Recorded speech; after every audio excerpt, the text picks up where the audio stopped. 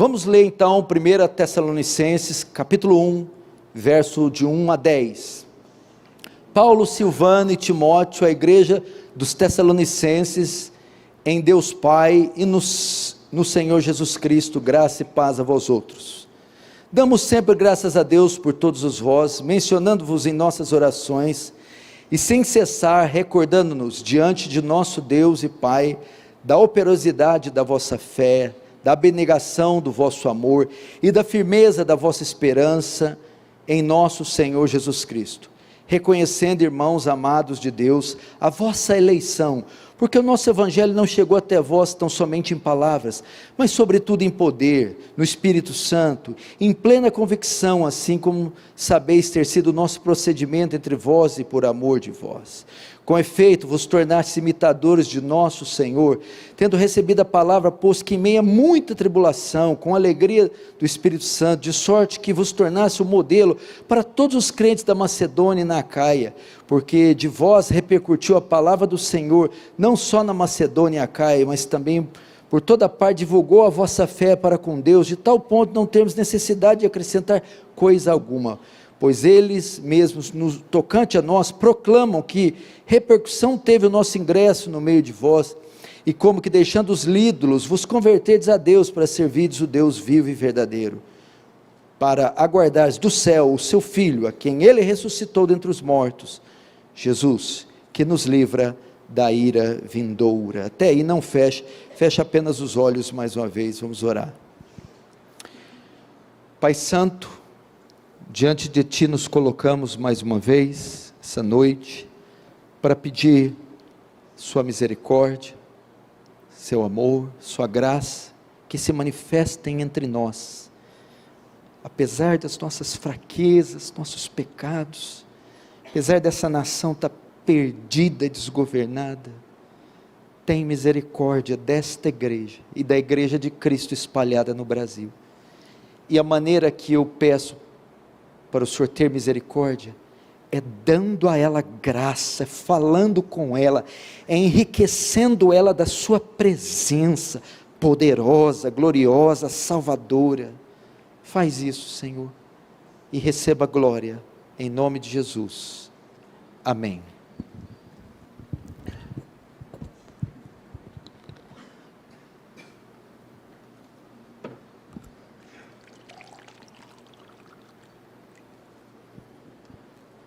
Queridos irmãos, eu quero falar com vocês aqui alguma coisa, já dentro do tema da conferência Old School, já estou fazendo uma pregação piloto aqui, do que pode ser minha pregação na conferência. O tema da conferência é a igreja, e aqui nós vamos ver características de uma igreja bíblica, ou de uma igreja ideal. Preste atenção para nós vermos aqui, a igreja, ela é o corpo de Cristo, o corpo constituído pela soma total daqueles que creem, dos da fé. A igreja é de Cristo, ela foi comprada pelo sangue de Cristo, ela foi regenerada por Cristo, e a igreja manifesta a vida de Cristo, ela é a expressão de Cristo na terra. Você notou uma coisa interessante? Cristo veio à terra, um só, quando Ele sobe aos céus, o Espírito Santo é derramado, não em um, mas em todo o seu povo. Então nós temos aí outros semelhantes a Cristo, que representam Cristo, a igreja. Mas é triste dizer que a maioria das igrejas hoje está longe desse fato. Muitas igrejas, são chamadas igrejas apenas em virtude de terem um prédio, de se ajuntarem nos fins de semana e chamar aquilo de igreja. Mas o real significado do que é igreja vem se perdendo. Nesse sentido, precisamos ir até a Bíblia para saber onde tantas igrejas têm falhado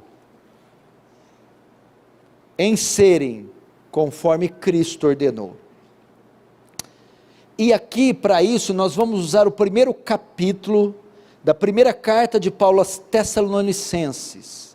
Ele vai nos ajudar a ver, então, quais são as características de uma igreja bíblica. E esta é a igreja que Paulo plantou na região da Caia, em Tessalônica. Os testemunhos mostrados aqui nessa igreja, e as qualidades mostradas pelos cristãos, fizeram daquela igreja, a igreja de Tessalônica, um modelo de igreja bíblica em todo o Novo Testamento. E nesses 10 versículos iniciais do primeiro capítulo, vamos extrair 5 características de uma igreja bíblica, e todas elas estão alinhadas com Cristo. São 5 características. É uma igreja que tem salvo por Cristo, é uma igreja que se torna parecida com Cristo, é uma igreja que sofre com Cristo, é uma igreja que ganha almas para Cristo, e é uma igreja que espera pela volta de Cristo. Vamos ver então a primeira característica de uma igreja bíblica. Ela é uma igreja feita de convertidos, é uma igreja feita de salvos por Cristo. Verso 1, Paulo, Silvano e Timóteo, a igreja dos Tessalonicenses, presta atenção nesse, em Deus Pai e no Senhor Jesus Cristo. A primeira marca dessa igreja é que ela é uma igreja salva, é uma igreja composta de salvos, é uma igreja composta de remidos. Igreja não é um ajuntamento de pessoas, igreja não é um clube onde pessoas se encontram, igreja não é um centro de encontro religioso, igreja é um ajuntamento de pessoas específicas, é um ajuntamento de pessoas regeneradas, salvas, nascidas de novo. Isto é igreja. Quando ele usa o termo aos Tessalonicenses, que estão em Deus Pai e em Cristo Jesus, estar em Deus, estar em Cristo, é o mesmo que ser salvo, fala da união de Cristo, da nossa união com Cristo. O que é isso? A conversão não é uma adesão, é uma união mística com o Senhor. Há o fator sobrenatural envolvido aí. E eles estão dizendo, aquele ajuntamento em Tessalônica, são pessoas que estão em Deus e em Cristo, se uniram com Ele.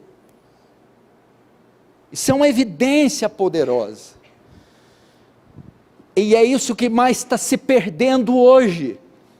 Nós não estamos falando de igreja visível nem numérica. Você não precisava estar aqui, tem aqui da esquina, tem a da outra, tem ali, está cheia. Mas está cheia do quê? De público? Está cheia do quê? De religiosos? Está cheia do quê? De adeptos daquela comunidade? Isso configura uma igreja bíblica? Não. O que configura? Ela deve estar cheia de conversos, redimidos, transformados, convertidos. E Tessalônica era assim. E você pode ver aqui as evidências dessa conversão no verso 3. Recordando-nos diante do nosso Deus e Pai, da operosidade da vossa fé, primeiro, da abnegação do vosso amor, segundo, e da firmeza da vossa confiança no Senhor Jesus Cristo. Era primeiro uma igreja marcada por salvos, e essa salvação era claramente demonstrada por muitos frutos. É o que o verso 3 está mostrando. como ela se destacava, era claramente mostrado. Recordo, primeiro, da operosidade da vossa fé. Tessalônica é uma igreja que tem crentes de fé ativa. A fé aqui é fé professada. Não é um cristianismo apático de domingo. Era uma operosidade, era gente ativa, influente, gente de oração, pregadores do evangelho, gente de destaque na sociedade. Não são crentes apáticos, tímidos, mornos. Então veja, a operosidade da vossa fé, fé ativa, uma fé, né? E segundo, a abnegação do vosso amor, um amor desprendido. Abnegar é abrir mão do seu conforto para ajudar. Era uma igreja marcada pelo seu amor ao próximo, o seu amor a Cristo, o seu amor abnegado à própria congregação, ao reino, um esforço em servir. Amor abnegado é mais ou menos assim, aquele marido que ama a filha, o pai. Ele chega em casa 10 da noite, porque ele fez hora extra, cansado, não jantou, ele precisa jantar, tomar banho, e chega em casa, a mulher diz: amor, a menina ficou com febre agora à tarde, vamos levá-la para o hospital agora. Não, mas você não chegou agora a tomar banho, a janta está aqui. Não. Amor abnegado. Não, eu vou abrir mão do meu jantar, do meu descanso, do meu banho, para servir a minha filha. Esses cristãos eram assim, as marcas da salvação, os frutos eram claramente evidentes, numa fé ativa, num amor abnegado, e na firmeza da vossa esperança. O que é isso? A firmeza da vossa esperança, a fé deles, a confiança no Senhor, era uma confiança grande confiança em Deus. Era nítido a fé, era nítido a confiança que eles tinham em Deus. Era um povo sólido. Então os frutos, essa salvação era claramente demonstrada por frutos. Terceiro, e esses frutos eram claramente reconhecidos pelos que estavam ao redor. Verso 4, reconhecendo, irmãos amados de Deus, a vossa eleição. O que é eleição? Todo salvo foi eleito por Deus, ok? Então a pergunta: como é que eu sei que eu sou eleito? Pelo modo de vida. Paulo vai dizer, fica evidente, vamos trocar eleição por salvação. Essa salvação era claramente demonstrada por frutos, e Paulo vai dizer assim: reconhecendo, irmãos amados, a vossa eleição. Esses frutos não eram só demonstrados, como eram reconhecidos, testificados. O que significa? Eles eram marcados pela salvação, era uma salvação com muitos frutos, operosidade e fé, e era uma salvação que era reconhecida pela sociedade ao seu redor. Ela era claramente percebida naquela sociedade. Os parentes viam claramente a conversão, a esposa, os filhos, a região. Isso é a marca de uma igreja bíblica. É assim com vocês, é assim com a igreja Aliança do Calvário. A pessoa que entrar aqui, a pessoa que passar por esses corredores, que visitar a sua casa, pode ver que você é claramente um salvo. Vê que a marca é que você é um eleito, um salvo de Deus. Vê essa salvação demonstrada por muitos frutos. E aqueles que trabalham com você, que convivem no dia a dia, também reconhecem esses frutos.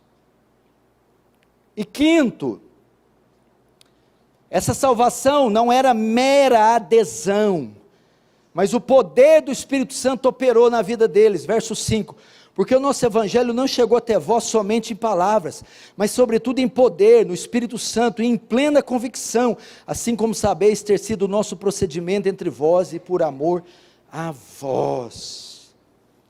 A conversão deles não era fruto de mero discurso, discursou, aderiu, adesão, integração, integrar o movimento, entrar em um grupo, não era isso.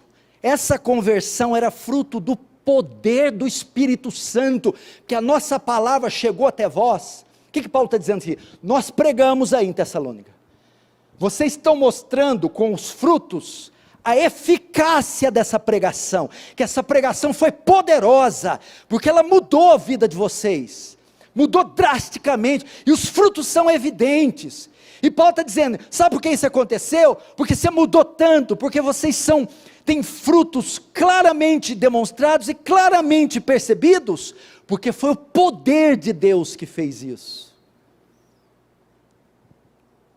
o Espírito Santo operou, e a palavra aqui, porque o nosso evangelho chegou até a palavra, mas no poder, é dunamis, da onde vem a palavra dinamite,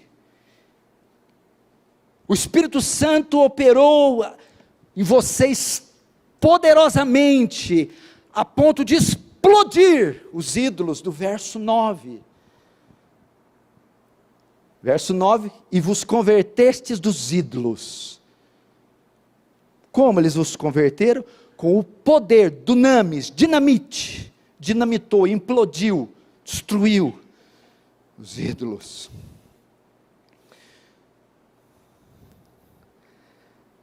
Observe que aparece aqui, que coisa tremenda, as três pessoas da Trindade. No verso 1 você tem Deus Pai e Senhor Jesus. No verso 5 você tem o Espírito Santo. Os tessalonicenses estão em Deus, estão em Cristo, estão no Espírito Santo. Esses 5 versículos iniciais então mostram que aquela igreja era uma igreja salva, composta de salvos. Cada indivíduo aqui em particular, dentro da igreja, estava em uma união vital com Cristo, com o Espírito Santo e com Deus Pai. Esse é talvez o maior problema. Poderia pregar isso aqui na conferência, 10 sermões. O problema das igrejas hoje é que existe dentro delas muitos inconversos. Isso é que tira cabelo da cabeça de pastor. O problema é que ela está repleta de inconversos, misturado no meio dos conversos. E esses inconversos impedem o desenvolvimento da igreja. É como uma corrente, imagina uma corrente, com elo de ferro e elo de barro, elo de ferro, elo de barro, ela vai se romper. Assim é uma igreja mista, crentes e não crentes no meio dela, ela perde a solidez, ela perde as suas bases, ela é impedida de crescer. E como está cheio nas igrejas? Pega uma corrente, 2 elos de ferro, 1 de barro, 3 de ferro, 4 de barro, que vão se partindo. Gente no meio, nossa, aqui, promove reunião, liga para os outros, faz só fuar, só mutim, divisão, picuinha, só dá nota fora, e está aqui 1 ano, 2, 10, mas por que dá? É o elo de barro, é o inconverso que devia ser catado, senta aqui, você pode vir, você pode frequentar, mas liderar não, desenvolver, participar, fazer, falar, não, pode não. Não podemos permitir que estes inconversos estejam envolvidos no funcionamento básico da igreja. Porque ela não será uma igreja totalmente bíblica, se esse peso morto não for tirado. Essa é a primeira marca de uma igreja. ela é feita de salvos. Aí você fala, mas fulano dá tanto trabalho para alguns. É claro, você está 5 anos tentando discipular um bode, fazendo ele ser uma ovelha. Não é uma ovelha, eu não preciso de discipulado, eu preciso de evangelismo. Eu não tenho que ser tratado como irmão, eu tenho que ser tratado como incrédulo, para que assim possa ser levado à fé. Segunda característica, a primeira é de salvos por Cristo, a segunda é uma igreja que se torna como Cristo, é parecida com Cristo. Vamos lá, está escrito assim, no verso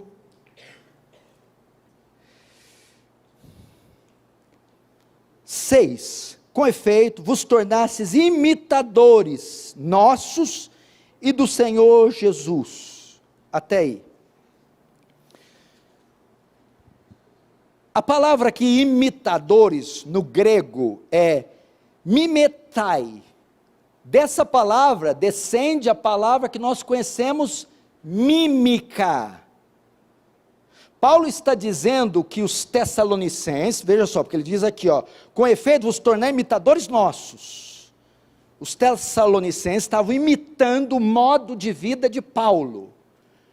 E quando usou essa palavra mimitai, significa que os tessalonicenses estavam fazendo mímica do apóstolo Paulo.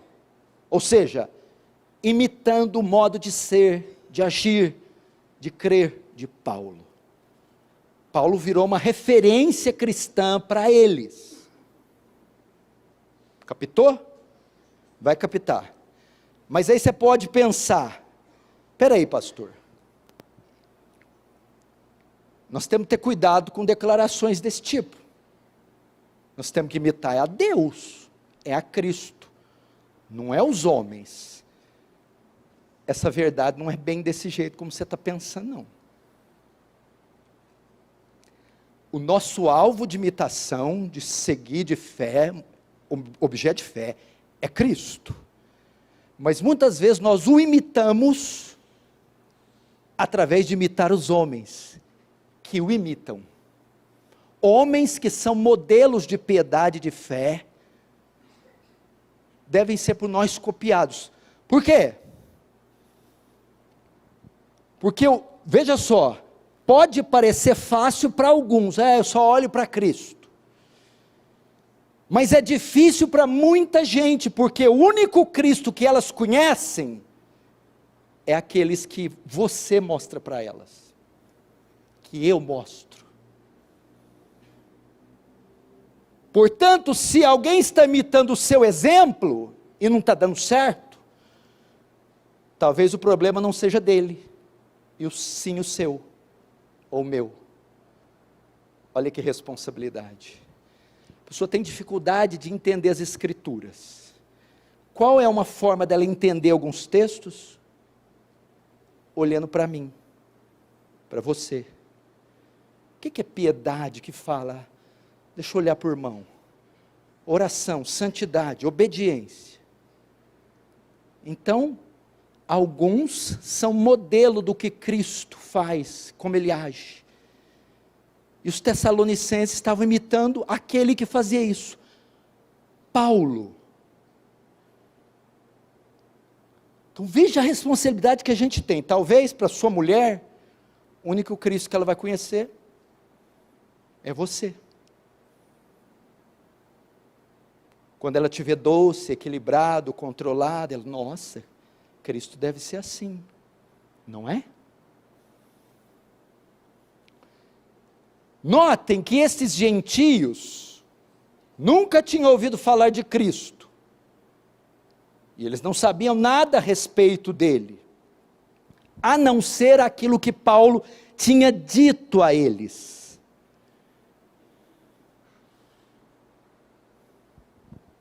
Veja também que, para eles, Paulo, para eles, era a personificação de tudo o que ele dizia sobre Cristo. E tudo que eles podiam fazer era imitar a vida de Paulo. Mas no final das contas, entenda o significado desse texto, olha só, vós tornaste imitadores nossos e do Senhor. No final das contas, eles estão imitando o Senhor, imitadores nossos e do Senhor, através de nós, imitem ao Senhor. Por isso ele vai dizer, 1 Coríntios 11:1, sede meus imitadores, como eu sou de Cristo. Então Paulo não está dizendo, olhem para mim para ver como, olhem para mim e sejam como eu. Não, olhem para mim e vejam como eu imito a Cristo. Imitem o Cristo que eu imito. Essa era a ideia. Eu sou só o canal que leva vocês a Cristo. Olha a responsabilidade que a gente tem. Somos o Cristo que nossos filhos vão ver através do nosso testemunho. Portanto, o que Paulo está dizendo àquela gente é isso aqui, ó. Vocês podem me imitar, porque eu estou imitando a Cristo, o qual é a imagem de Deus. Isso talvez seja aquela resposta de oração que Jesus fez na sua oração sacerdotal em João capítulo 17, quando ele rogou que os discípulos fossem plenitude.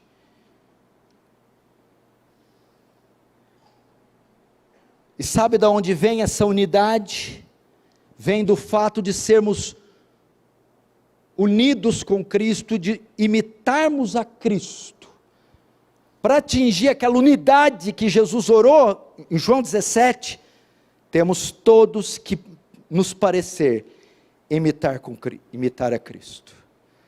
A esse respeito, veja o que A.W. Tozer disse: se eu tiver 100 pianos e quiser afiná-los, afinando cada um através de um outro, causarei uma confusão.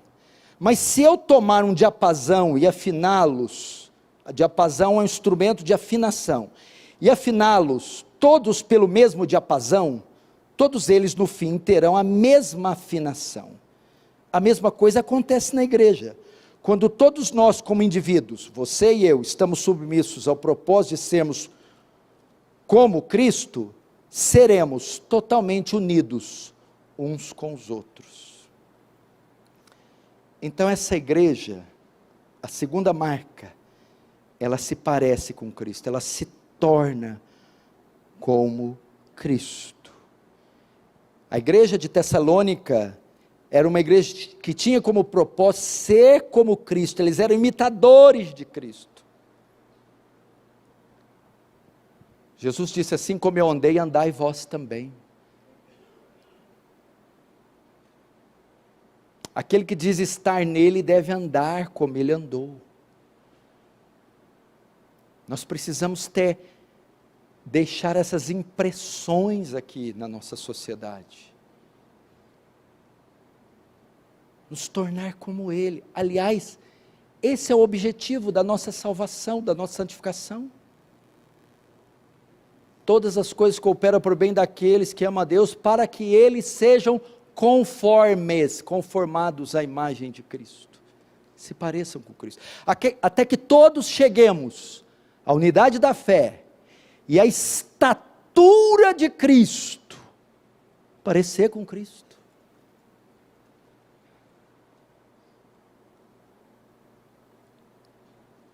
Terceira característica, é uma igreja que sofre como Cristo, tem salvos por Cristo, é parecida com Cristo, e sofre como Cristo.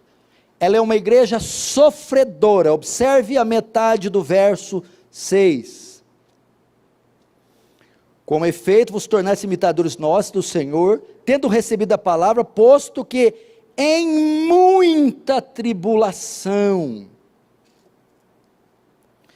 Paulo declara que essa igreja sofria, e que havia recebido a palavra, a conversão se deu por e através de muito sofrimento, de muita tribulação. E talvez possamos descobrir que tribulação foi, porque está registrada essa época que Paulo começou o trabalho lá. Em Atos 17:5 diz assim: os judeus, porém, movidos de inveja do quê? Da conversão, do impacto dos crentes de Tessalônica. Fizeram o quê? Trouxeram com eles alguns homens mal dentre a malandragem. Eu gostei do termo aqui, está na revista malandragem. Deve ser carioca o tradutor, né? Mas é a malandragem mesmo que está aí. Pode procurar na revista aí, atualizada. Trouxeram alguns da malandragem. Falei, Deus, a sua palavra é séria, não posso rir dessas coisas. Mas eu ri, porque está malandragem. Olha aí para vocês, não está malandragem. Atos 17:5. Mas malandragem é um termo para usar. Trouxeram os perversos, trouxeram pessoas más, que juntando a turba, alvoroçaram uma cidade, assaltaram a casa de Jason, procurando trazê-lo para o meio do povo. Paulo aqui em Atos 17 está em Tessalônica. Havia apenas 70 mil pessoas morando em Tessalônica. E naquela época esse pessoal eram novos cristãos, recém-convertidos. E em questão de algumas semanas, eles haviam causado um grande impacto na cidade. E o que aqueles homens, a malandragem, resolveu fazer? Tumulto, motim, pressão, perseguição. Portanto, essa igreja era uma igreja salva, é uma igreja que imita a Cristo, e é uma igreja que inevitavelmente sofrerá como Cristo. Irmãos, é outra característica esquisita também que não se vê hoje. A igreja precisa ser antagonista do mundo. Se ela não está sendo, não é uma igreja bíblica. Ela precisa sofrer a hostilidade do mundo. Ela não pode ser aceita pelo mundo, benquista do mundo. Se estão falando bem demais de você, tem algo errado. A sua justiça, integridade moral, piedade, devoção a Deus, fidelidade, tem que incomodar as trevas e gerar perseguição. Mas você diz, pastor, eu detesto a ideia de sofrer. Mas observe o que está no verso 6. Tendo recebido a palavra, posto que em muita tribulação, com a alegria do Espírito Santo. Eles entendiam o caráter da provação, que isso era fruto da sua nova vida, que agora eles estavam jogando em outro time e com isso se alegravam. Se você se lembrar antes de Atos, se lembrar antes dessa passagem aqui, em Atos 16, antes de irem a Tessalônica, Paulo e Silas foram presos, tiveram aquela experiência na cadeia, foram açoitados e acorrentados. Lembra o que aconteceu? À meia-noite eles começam a cantar hinos. Portanto, Paulo já conhecia um pouco do que significa sofrer cantando, sofrer com alegria. Então você não deve correr do sofrimento, mas entender que ele faz parte. João 16:33, Cristo diz, no mundo tereis aflições. Queridos, o mundo jamais tolerará uma igreja bíblica. Jamais tolerará.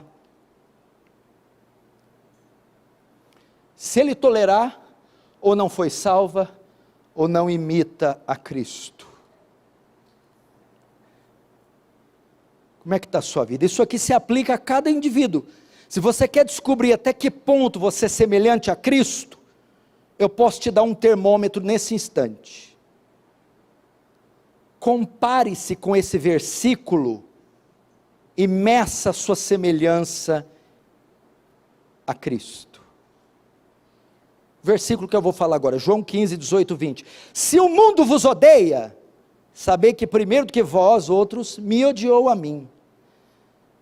Se vós fosseis do mundo, o mundo amaria vocês. Como todavia vocês não são do mundo, pelo contrário, eu vos escolhi, por isso o mundo vos odeia. Lembrai-vos da palavra que eu disse, não é o servo maior que o seu senhor. Se perseguiram a mim, também perseguirão a vós outros. Faça a sua própria avaliação agora. O mundo te odeia? Mas assim, não estou te falando que o dono do açougue está com a 12 atrás de você, não. Olha lá, o mundo me odeia, o dono do açougue, você está devendo 6 meses de carne? Isso não é perseguição. Isso é falta de sangue aqui, ó. É outra coisa. Porque os irmãos estão passando uma luta, o que foi? Cortaram a força. Semana que vem já disseram, vou cortar energia. Estou sofrendo perseguição. De quem? Da Sabesp e da CPFL. Mas tu pagou a conta? Não, está 8 atrasada. A perseguição aqui é por ser bom, por ser justo, por ser santo, por ser honesto.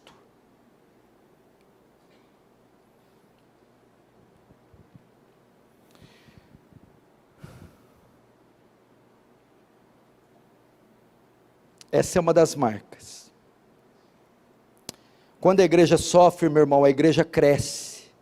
Quando a igreja se envolve com o mundo, ela se estagna. Em Tessalônica, era uma igreja que sofria por Cristo, salva por Cristo, e que imitava a Cristo. Quarta característica de uma igreja bíblica, é uma igreja que ganha almas para Cristo. Veja o verso 9, 7 a 9.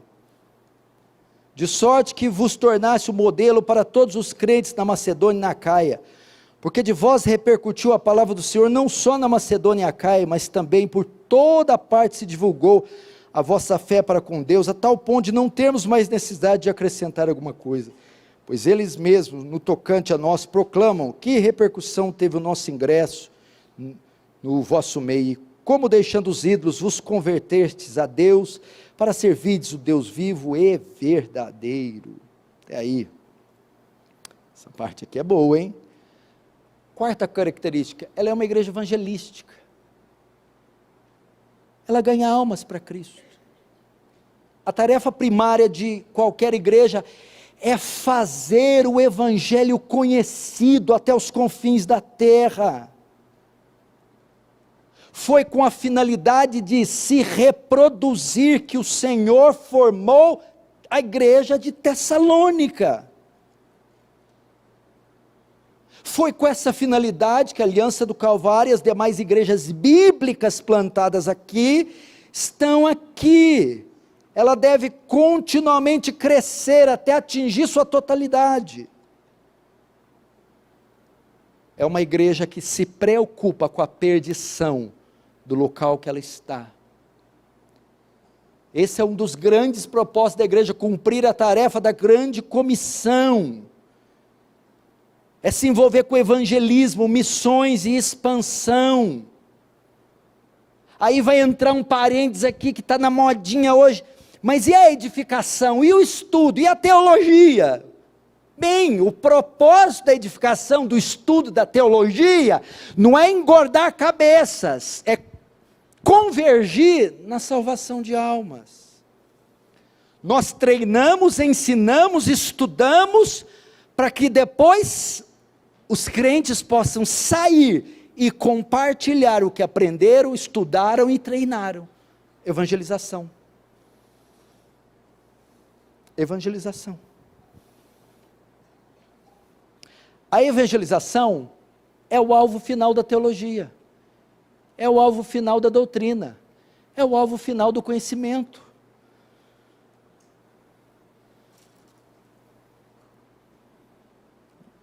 Está difícil trazer uma alminha, né? O Instituto Moody, que é o Instituto de Evangelismo, ele fez uma pesquisa que 95% dos cristãos nunca tiveram a experiência de trazer pelo menos uma alma para Jesus. Só 5% da igreja teve a experiência de trazer pelo menos uma. 95% está envolvido com Netflix. Não é uma vergonha? Pode ser que você não tenha essa vocação, você é uma dona de casa, ou empresário, ou qualquer outra coisa, não sei. Mas ao menos uma alma.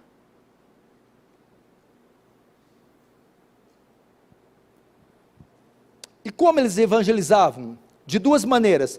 Primeiro, com o seu testemunho. Veja aí no verso 7.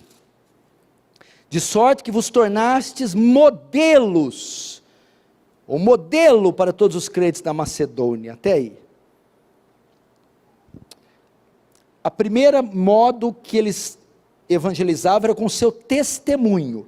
Paulo aqui diz que os crentes de Tessalônica eram um exemplo. A palavra grega que aparece aqui é modelo, da onde vem a ideia de molde, que podia ser usado para traçar um contorno.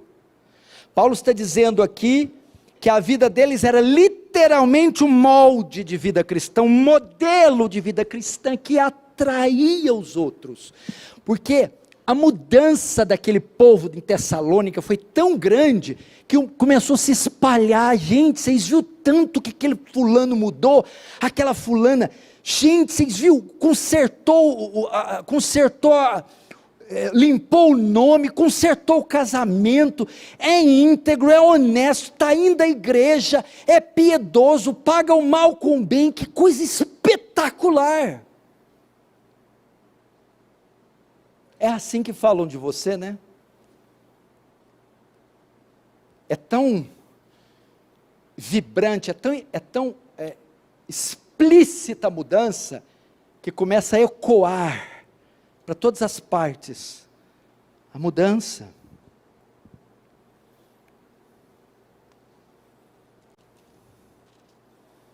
Paulo disse a Tito, torna-te pessoalmente padrão de boas obras.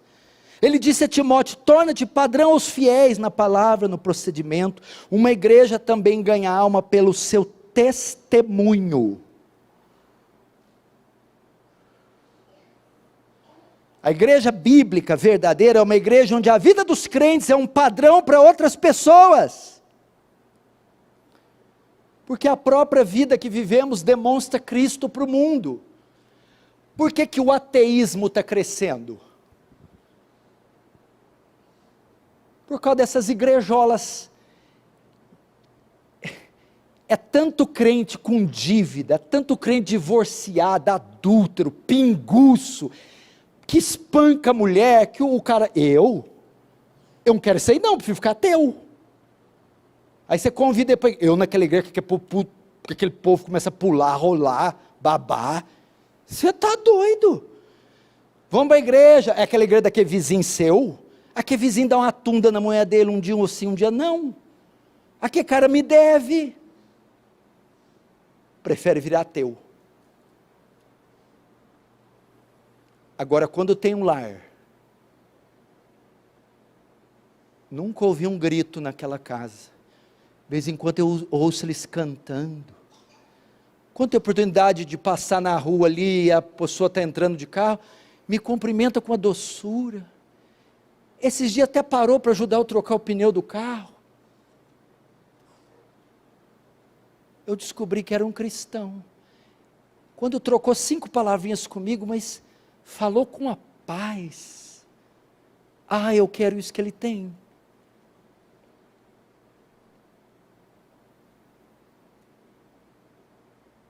Quem tem comércio aí? Entre seus piores clientes, tenho certeza, tem crente. Vai na mídia, escândalo, pode ter certeza tem crente no meio. Carta de crédito aprovada para pastorzada, a maioria dos bancos não aprova mais, não paga?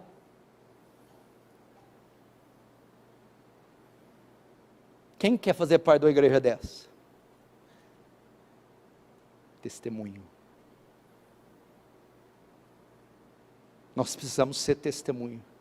Eu estou aqui com o pastor Paulo, Danilo, Cunha, presbítero Tiago, Thales.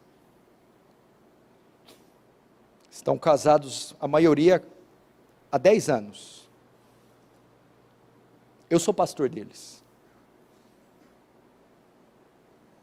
nesses últimos 10 anos, eu não me lembro de ter chamado a atenção deles por causa de dinheiro, dívidas, nome protestado, alguma coisa junto à justiça. Não me lembro de ter aconselhado que o casamento teve algum desvio moral, violência ou infidelidade. Não me lembro testemunho. Vou na casa deles regularmente, vou lá e sou daqueles que vai, abre gaveta, vê, vai lá no sótão, aquele que você não deixa ninguém entrar, que eles põem tudo lá, até Satanás fica lá, né? Aqui não, Tiamat está lá, pastor. Vai, pastor, pode ver, o dragão está lá, vai lá. Não tem nada. São pecadores. Testemunho. Eles nunca ressuscitaram mortos. Foi num velório, em nome de Jesus levanta, nunca vi. Deram vista a cegos, pregaram sermões na concha acústica, 5.000 pessoas converteram. Porque tem gente que acha que isso é poder. Poder para mim é pagar conta em dia. É honrar a esposa, e mesmo quando ela estiver saindo dos trilhos, você manter a calma. É você ser fiel a Deus, abre a geladeira e não vê nada, além de uma coleção de garrafa PET cheia de água fria. Você abre, toma um arzinho, glória a Deus. Você já viu quando você abre 10 vezes? Eu acho que pensa na nona, vai ter alguma coisa lá agora. Não vai, filho.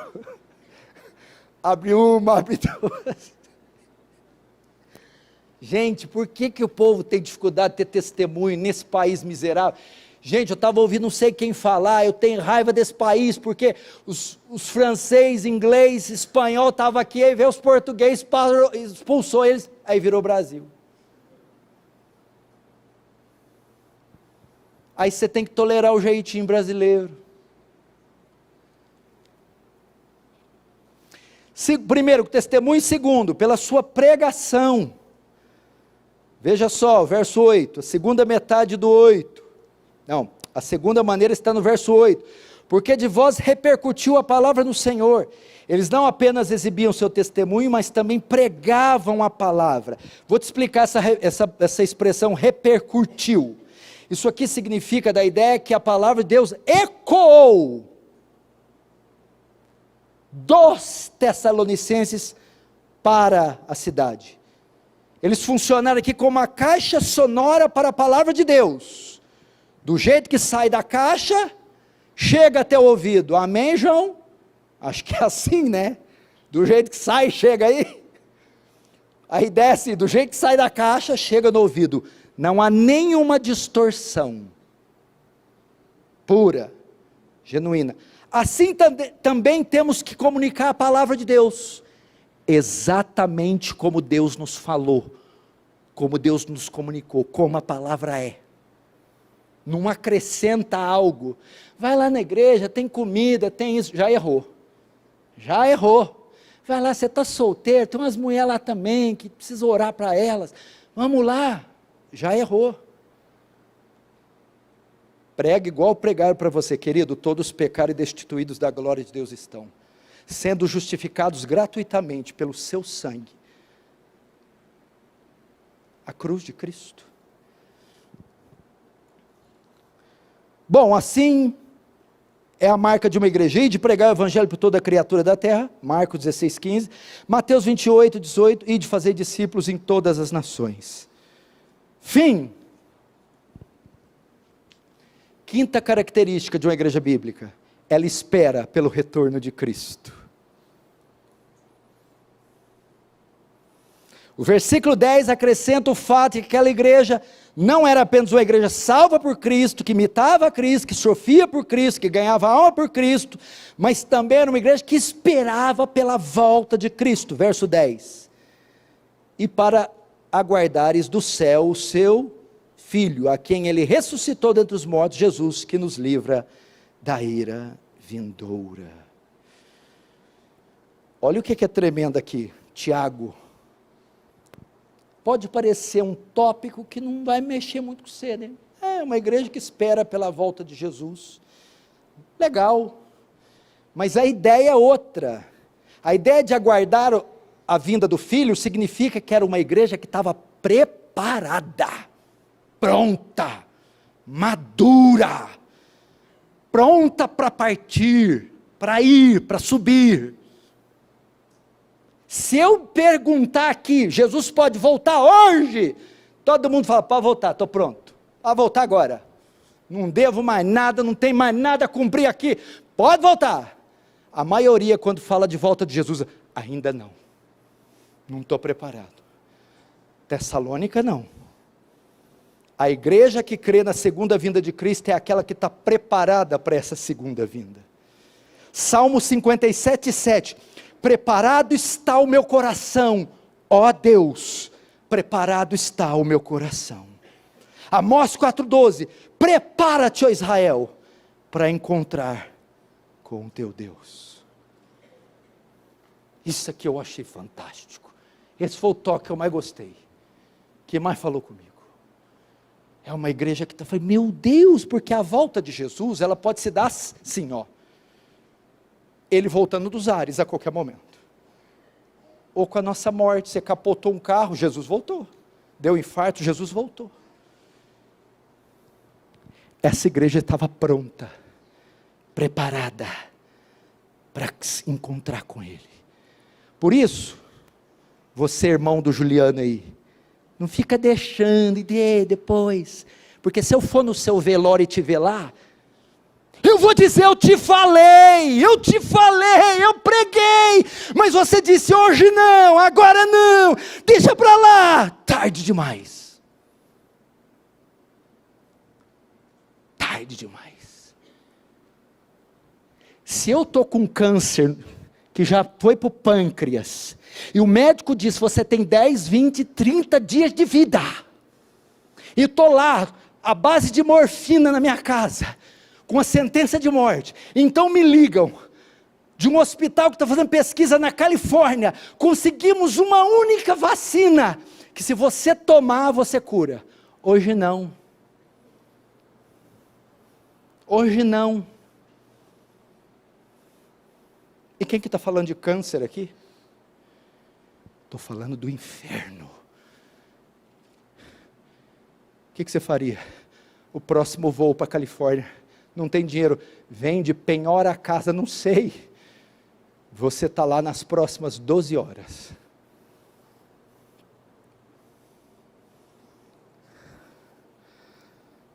Por que a gente adia essas coisas? É quando você fala assim, deixa eu pecar mais um pouquinho.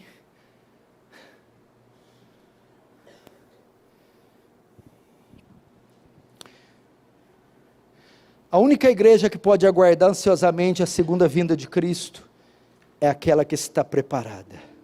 Irmãos, esta é a verdadeira igreja, salva por Cristo, que imita Cristo, que sofre por Cristo, que ganha almas para Cristo, e que espera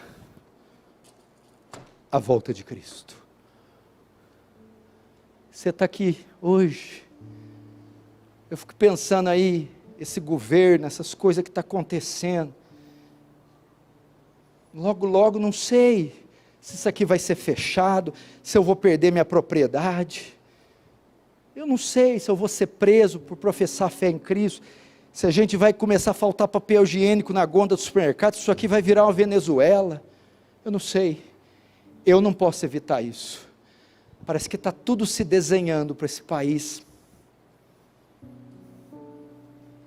mas uma coisa eu posso me assegurar, a minha alma ninguém pode tocar, o meu futuro já está escrito, determinado, já está garantido, e esse ninguém pode tomar. Se separar de mim, eu e minha mulher, e se separar meus filhos de mim, o que vai ficar são os anos de dedicação, de lágrimas, de oração, e das vezes que eu semeei o evangelho no coração de cada um. E se eu nunca mais os ver, eu vou ter a esperança que aquela semente que eu lancei, vai me dar frutos, e eu os encontrarei na eternidade, e nunca mais separarão de mim. Agora, se você não tem isso, você vai ter que chorar o papel higiênico, a propriedade privada, a liberdade de expressão, ou sequer vai conseguir lidar com isso. Os Tessalonicenses estavam prontos, eram salvos. Vamos fechar nossos olhos.